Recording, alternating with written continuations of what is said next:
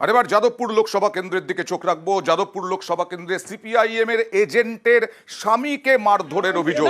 এই অভিযোগে উঠছে, দেখুন, সৃজন ভট্টাচার্য প্রার্থী, সিপিআইএম এর এজেন্ট, তার স্বামীকে মারধরের অভিযোগ। কথা বলবো প্রতিনিধি রওনকের সঙ্গে। রওনক, কি হয়েছে, কাদের বিরুদ্ধে অভিযোগ? রওনক, আছো? দেখো একেবারেই যাদবপুর যে রবীন্দ্রপল্লী এলাকা, সেখানে তিনজন সিপিআইএম কর্মী এবং তার মধ্যে একজন সিপিআইএম কর্মীর এজেন্টের স্বামীকে মারধর করা হয়েছে এমনই অভিযোগ শোনার পর তড়িঘড়ি এখানে ছুটে আসেন লোকসভা কেন্দ্রের প্রার্থী সৃজন ভট্টাচার্য। এবং তিনি আসার পরই এলাকায় উত্তেজনা দেখা যায়, কারণ তিনি বারংবার বলে যে এই এলাকাটা, এই যে 101 নম্বর ওয়ার্ড, দীর্ঘ কিছুদিন ধরে এখানে কিন্তু সমস্যা হচ্ছে এবং বেশ কিছু অশান্তির ছবিও সামনে এসছে, তারপরেও প্রশাসন কোনো ব্যবস্থা নিচ্ছে না। সেই বিষয়কে সামনে রেখেই তিনি কিন্তু নিজে পুরো যে 101 নম্বর ওয়ার্ড নিজে পরিক্রমা করছেন এবং যে জায়গাগুলিতে পার্টিকুলারলি গন্ডগোল ঘটেছে সেই জায়গায় নিজে যাচ্ছেন এবং নিজে গিয়ে সেখানকার এলাকা বাসিন্দাদের সঙ্গে কথা বলছেন। তার অভিযোগ যে দীর্ঘদিন ধরে এখানকার কিছু দুষ্কৃতী রয়েছে, তারা এদের ওপরে হামলা চালাচ্ছে এবং আজ সকালবেলা এই তিনজন সিপিআইএম কর্মীর ওপরে হামলা চালান।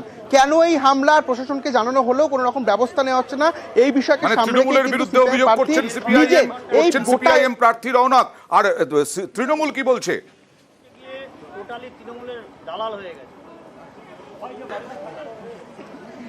তাকে একেবারেই তিনি সৃজন ভট্টাচার্য অভিযোগ করছে। আমরা কথা বলার চেষ্টা করছি, এই যে দীর্ঘদিনের সমস্যা, দীর্ঘদিন ধরে কাদের বিরুদ্ধে মতো অভিযোগ? আমি তো কারা মারধর করেছে সেটাই খুঁজতে গেলাম। তৃণমূলের কোন কোন ছেলে কত বড় বীর মস্তান তারা, আমি তো তাদেরকে খুঁজছি এখন রাস্তায় বসে বসে। ক্যান্ডিডেটের কাজ হয়েছে যে কাজ পুলিশের করার কথা। ভোটের আগের দিন সিপিএম এর ক্যান্ডিডেট এখন লোকজন নিয়ে কোন অ্যান্টি সোশ্যাল আছে তাকে খুঁজে পুলিশের হাতে তুলে দিতে তার জন্য বেরিয়েছে। পুলিশ এখানে ঠুটো জগন্নাথ। নির্বাচন কমিশনকে একাধিকবার জানাচ্ছি, they must take action, high time. কালকে কিন্তু এই এলাকার মানুষ প্রতিরোধের মেজাজে ভোট করবে। ভোট দেওয়ার অধিকার মানুষের আছে, আত্মরক্ষার অধিকার মানুষের আছে, তৃণমূল যেন বুঝে। আরে ফাট করে তো 101 নম্বর ওয়ার্ড বারবার যে কথাটা বলছো, কি মনে হচ্ছে কাদের নেতৃত্বে? তৃণমূল এবং তৃণমূলের এই যে কাউন্সিলর কি বাপ্পা দীপ্ত না কি নাম কি, ওই যাই হোক, যাই হোয়াট এভার, আরো যারা সব আছে এখানে, বাবাই বলে একটা ছেলে শুনছি, সন্দীপন বলে একটা ছেলে জানি, কি একটা জিৎ বলে ছেলে জানি, আরো এইরকম কতগুলো ছেলে আছে। বুঝতে পারলাম সৃজন ভট্টাচার্যের অভিযোগ তৃণমূলের দিকে। আমরা তৃণমূলের সঙ্গে কথা বলার চেষ্টা করব। যাদবপুরে আগামীকাল ভোট, আর তৃণমূলের বিরুদ্ধে অভিযোগ করছেন সৃজন ভট্টাচার্য, সিপিআইএম প্রার্থী। তিনি বলছেন তৃণমূলের কাউন্সিলর বাপ্পাদিত্য দাশগুপ্তর নামই বোধহয় বললেন, বাপ্পাদিত্য পরিষ্কার করলেন না, তার বিরুদ্ধে অভিযোগ করলেন। তৃণমূলের বিরুদ্ধে অভিযোগ করছেন যে এরাই মারধর করছে, অশান্তি তৈরি করার চেষ্টা করছে।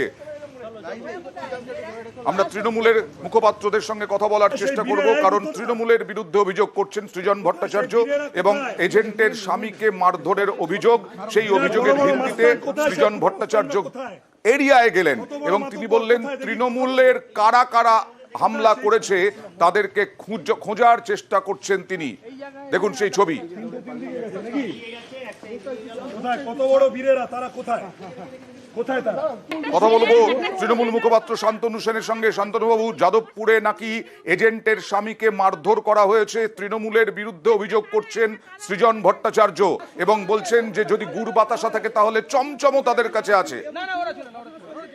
ওই যে আপনি নাকি কথাটা বললেন, ওই নাকির মধ্যে উত্তরটা লুকিয়ে রয়েছে।